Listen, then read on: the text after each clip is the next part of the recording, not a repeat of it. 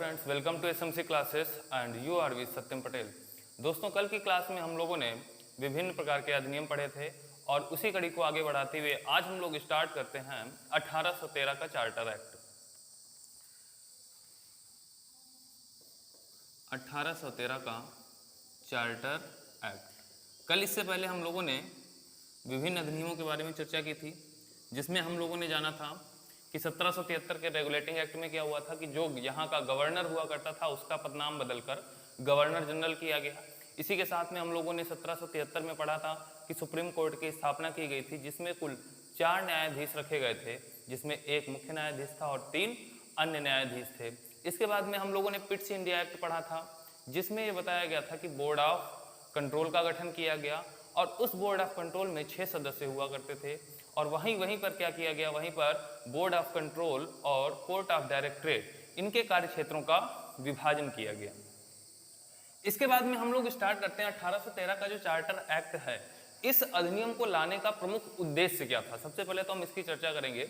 देखो, जब 1813 के आसपास का जो क्षेत्र रहा है, यानी कि वही अगर हम बात करेंगे तो इतिहास में जब आप पढ़ेंगे वही 1808 के समथिंग, उधर क्या था कि भारत में ब्रिटेन और फ्रांस, ब्रिटेन एवं फ्रांस, देखो यहाँ पर जो कंपनियां थी वो ब्रिटेन की भी कंपनियां थी और फ्रांस की भी कंपनियां यहाँ पर अपना व्यापार कर रही थी। लेकिन उस समय ब्रिटेन और फ्रांस के जो आपसी मतभेद थे, यानी कि जो आपसी रिश्ते थे, वो बहुत ही अच्छे नहीं थे। इन दोनों के मध्य आपसी मतभेद हुआ करते थे, जिसके कारण इन दोनों में काफी विद्रोह पैदा होता रहता था। तो वहीं पे एक फ्रांसीसी व्यक्ति था जिसका नाम था नेपोलियन। आप सभी ने नेपोलियन का नाम सुना होगा। नेपोलियन जो है ये एक फ्रांसीसी व्यक्ति था और इसने क्या कहा, इसने ये धारणा बनाई कि अब हमें जो है ब्रिटेन को आर्थिक रूप से कमजोर करना है। अब इसने क्या किया, नेपोलियन ने ये घोषणा कर दी कि वे समस्त देश जो फ्रांस के सहयोगी हैं या जो फ्रांस के साथ में हैं, वो सारे के सारे देश जो हैं वो ब्रिटेन से सामान लेना बंद कर देंगे। क्योंकि जो ब्रिटेन है, जब आप मैप में देखोगे तो ब्रिटेन क्या है, ब्रिटेन एक द्वीप है, यानी कि ब्रिटेन द्वीप पर 3-4 देश आपके आते हैं। तो ब्रिटेन क्या है, ब्रिटेन एक द्वीप है, जो कि ब्रिटेन और फ्रांस ये किस महाद्वीप के अंतर्गत आते हैं, तो यूरोप महाद्वीप के अंतर्गत आते हैं। तो फ्रांस ने यानी कि नेपोलियन ने ये बोला कि वे समस्त देश जो फ्रांस के साथ हैं वो ब्रिटेन का कोई भी सामान नहीं लेंगे। अब जब ब्रिटेन का कोई भी सामान नहीं लिया जाएगा तो फिर ब्रिटेन के जितने भी व्यापारी थे उन्होंने क्या किया, उन्होंने ब्रिटेन पर यानी कि जो ब्रिटिश संसद थी उस पर जो है दबाव बनाना प्रारंभ किया कि हमें जो है यूरोप में तो व्यापार करने नहीं दिया जा रहा है, अब हमें जो है एशिया के रास्ते खोले जाएं, यानी कि अब हमें जो है एशिया में व्यापार करने की अनुमति प्रदान की जाए। क्यों? क्योंकि ब्रिटेन ने एशिया के साथ जो व्यापार करने की अनुमति थी वो किसे दी थी, वो केवल ईस्ट इंडिया कंपनी को ही दी थी। यानी कि केवल ईस्ट इंडिया कंपनी ही एशिया में व्यापार कर सकती थी, इसके अलावा जितनी भी अदर कंपनी थी वो एशिया में व्यापार नहीं कर सकती थी। तो जो अदर कंपनियां थी उन्होंने क्या किया, ब्रिटिश संसद पर अपना दबाव बनाना प्रारंभ किया और क्या कहा कि हमें भी जो है पूर्वी देशों के साथ या एशिया में हमें व्यापार करने की अनुमति प्रदान की जाए। इन्हीं सब सारी चीजों को देखते हुए ये जो हमारा 1813 का चार्टर एक्ट ये लाया गया। अब देखो, इस 1813 के चार्टर एक्ट में कौन कौन से नियम लागू किए जाते हैं। पहला तो यहीं पे पहला जो पॉइंट बनता है वो क्या बनता है कि ईस्ट इंडिया कंपनी के व्यापारिक एकाधिकार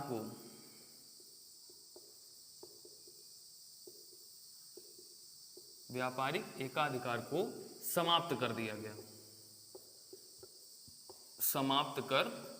गया। परंतु चीन एवं चाय के व्यापार पर अभी भी कंपनी का एकाधिकार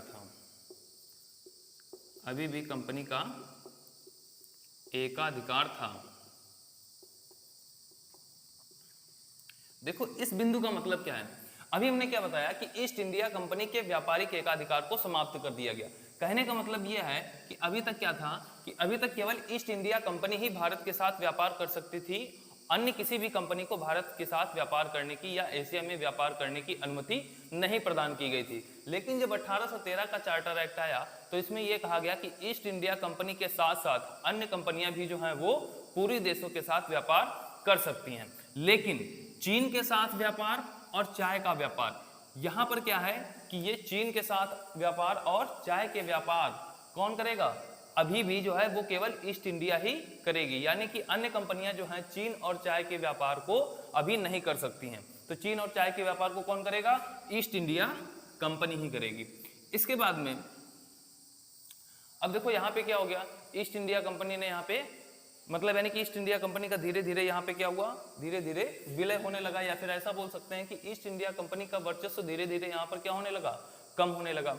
इसी के साथ में इसी एक्ट में एक और नियम लागू किया गया कि अब जितने भी ईसाई मिशनरीज होंगे, ईसाई मिशनरी जो होंगे उनको धर्म प्रचार प्रसार की छूट प्रदान की जाएगी, धर्म प्रचार प्रसार की छूट प्रदान की जाएगी। ठीक है, अभी तक क्या हुआ करता था कि जो ईसाई व्यक्ति हुआ करते थे वो अपना धर्म प्रचार प्रसार नहीं कर सकते थे, लेकिन जब 1813 का चार्टर एक्ट आया तो उसके अंतर्गत ईसाई लोगों को ये छूट प्रदान की गई कि आप जो है अपने धर्म का प्रचार प्रसार कर सकते हैं, आप अपने शिक्षा के केंद्र खोल सकते हैं। और इसी प्रकार से इसी एक्ट के अधिनियम ही क्या हुआ कि सर्वप्रथम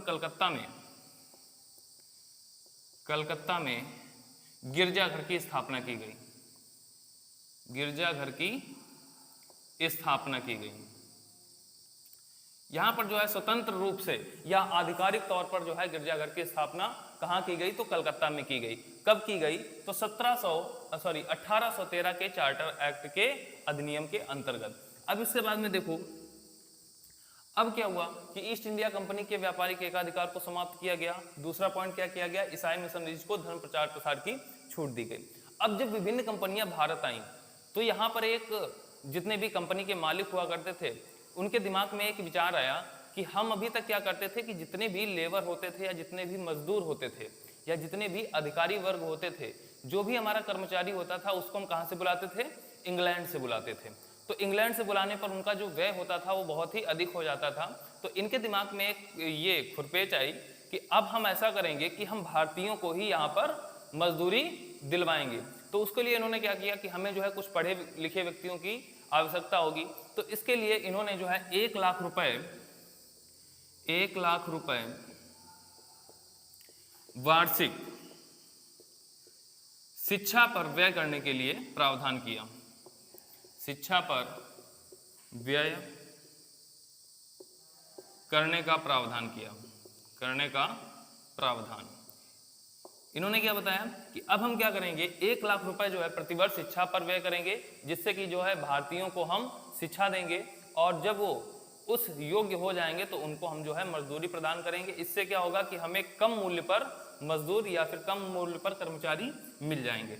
इसी के साथ में ही यह भी प्रावधान किया गया कि ये जो खर्च होगा ये भारतीय साहित्य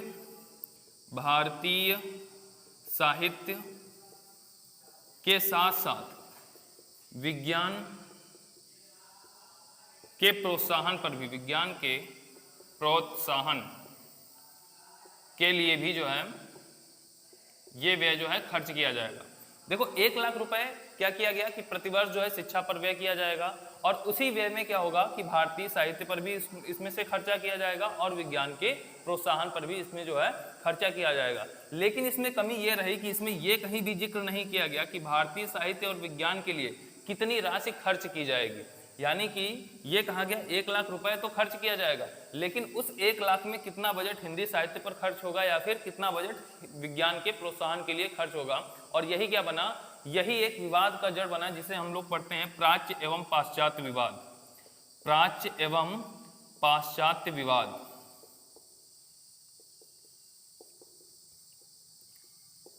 तो ये भी क्वेश्चन पूछा जाता है प्राच्य एवं पाश्चात्य विवाद का कारण क्या था। तो प्राच्य एवं पाश्चात्य विवाद का जो कारण बना वो 1 लाख रुपए शिक्षा पर व्यय बना। इसके बाद में क्या हुआ, यहीं पर एक चीज ये की गई कि अभी हमने बताया था पिछली वाली क्लास में कि यहाँ पर कितनी प्रेसिडेंसी हुआ करती थी, 3 प्रेसिडेंसी हुआ करती थी। एक तो मद्रास, बंगाल और बंबई।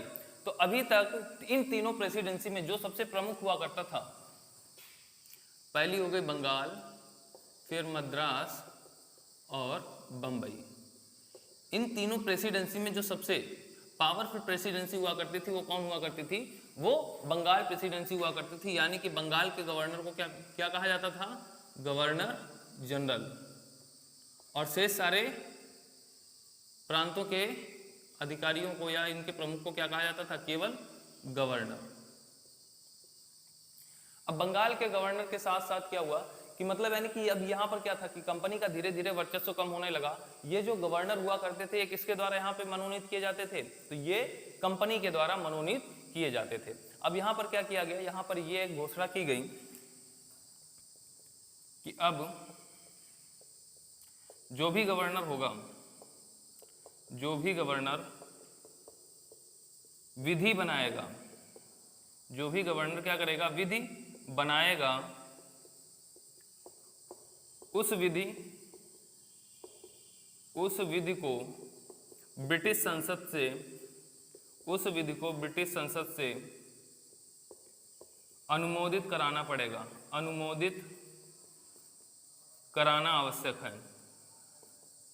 अनुमोदित कराना आवश्यक है। उस विधि को क्या है? अनुमोदित कराना आवश्यक है। इसी के साथ में क्या क्या किया गया? इसी में यह कहा गया कि जो भी गवर्नर होगा, ठीक है, अभी तक क्या था कि गवर्नर की नियुक्ति कौन करता था? कंपनी करती थी। इसी के साथ में यह भी प्रावधान किया गया, अब जितने भी गवर्नर होंगे उनकी नियुक्ति, चाहे वो गवर्नर हो या फिर गवर्नर जनरल हो, इनकी नियुक्ति कौन करेगा? इनकी नियुक्ति जो है वो ब्रिटिश संसद के द्वारा की जाएगी। ब्रिटिश संसद की अनुमति के द्वारा की जाएगी। अभी तक कंपनी जिसे चाहती थी उस व्यक्ति को जो है गवर्नर और गवर्नर जनरल का पद सौंप देती थी, लेकिन अब क्या किया गया? अब इनकी नियुक्ति क्या की जाएगी? ब्रिटिश संसद की अनुमति के द्वारा की जाएगी। ये प्रावधान किस अधिनियम के अंतर्गत लाया गया? तो 1813 के चार्टर एक्ट के अंतर्गत लाया गया। अब इसी के साथ में एक पॉइंट और पूछ लिया जाता है कि स्थानीय निकाय, जो आपकी स्थानीय संस्थाएं होती हैं, स्थानीय संस्थाओं को भी कर वसूलने की छूट प्रदान की गई। इसी में एक और पॉइंट आ जाता है कि स्थानीय संस्थाओं को कर वसूलने की छूट।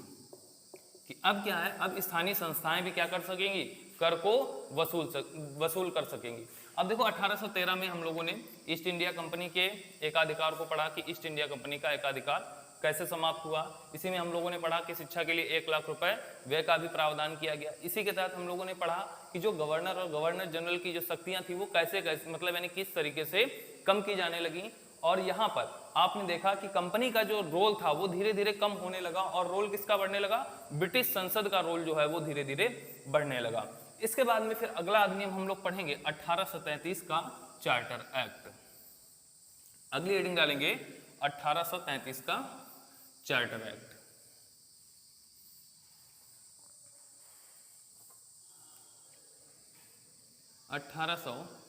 का चार्टर एक्ट। अब देखो ये जो 1833 का चार्टर एक्ट आया, इस अधिनियम का प्रमुख उद्देश्य क्या था? कि भारत में जो है केंद्रीकृत व्यवस्था लागू करना। देखो केंद्रीकरण की शुरुआत कहां से हुई?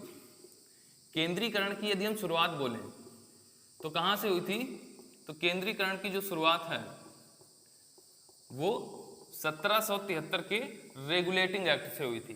ठीक है, जब सभी गवर्नर में से क्या किया गया था? एक व्यक्ति को गवर्नर जनरल चुना गया था, यानी कि एक व्यक्ति को गवर्नर का नेता चुना गया था। वहीं से क्या हुआ?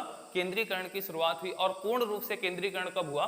तो 1833 के चार्टर एक्ट के तहत पूर्ण रूप से केंद्रीकरण हो गया। तो इस एक्ट का जो प्रमुख उद्देश्य था वो क्या था? कि भारत में क्या करना? केंद्रीकरण करना। इसका उद्देश्य क्या था? केंद्रीकरण करना। अब देखो केंद्रीकरण करने के लिए क्या किया गया कि अभी तक 3 प्रेसिडेंसी हुआ करती थी, बंगाल, मद्रास और बंबई। तो उसमें क्या किया गया था? बंगाल को, जो बंगाल का गवर्नर जनरल हुआ करता था, मतलब यानी कि जो बंगाल का गवर्नर हुआ करता था उसको गवर्नर जनरल बनाया गया।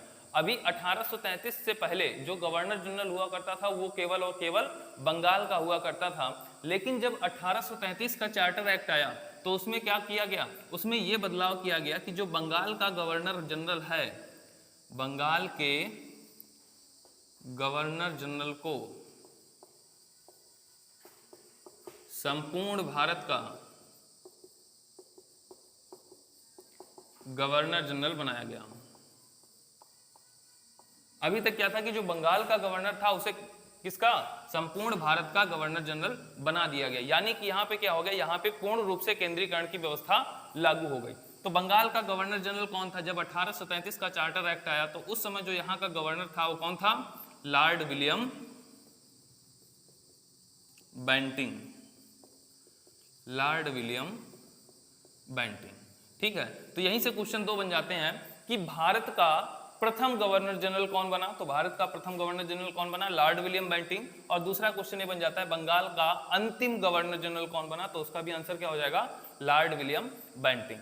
अब देखो, जब संपूर्ण भारत का गवर्नर जनरल बना दिया गया और शेष सारे के सारे पद क्या कर दिए गए, खत्म कर दिए गए, तो यहां पर क्या हुआ कि जो ये भारत का गवर्नर जनरल था इसके पास पावर भी सबसे ज्यादा हो गई, इसका कार्य क्षेत्र भी सबसे ज्यादा हो गया।